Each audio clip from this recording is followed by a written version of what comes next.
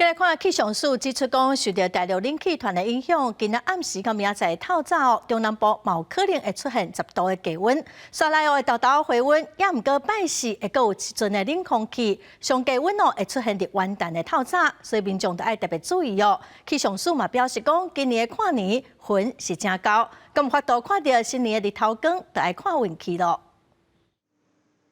8月元旦节，气象署指出，受到大陆冷气团的影响，各地有关时较冷，尤其8月暗到8日透早，北部宜兰花莲敢若11至13度，也若新竹以南到台南，更有金门，因为受到辐射冷却效应的影响，会有10度左右的低温。再来拜日，晚到各地都会当烧落，气温有20度。不过，正近拜四甲礼拜又会受到东北季风的影响，北部东部会反冷，水汽增加。在28号又有一小波东北季风增强，所以北台湾温度又略微降低。尤其这波东北季风会影响到29号，到了30号，东北季风又减弱，温度又回升。但是31号之后又有另外一股比较凉冷的空气南下。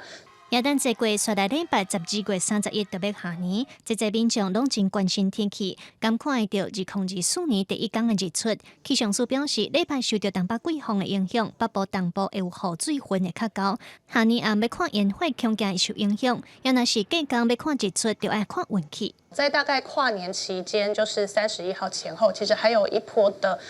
东北季风，北部东半部整个云量可能都会比较偏多一些，那局部会有一些短暂雨的状况，所以目前看起来北部东半部如果要看曙光的话，可能还是要碰碰运气。气象署表示，这礼拜的两阵东北季风对中南部较无影响，但是晚近下年这个冷空气敢会接近冷气团的急速，就要继续观察。记者卢尚如、张玉瑞台北报道。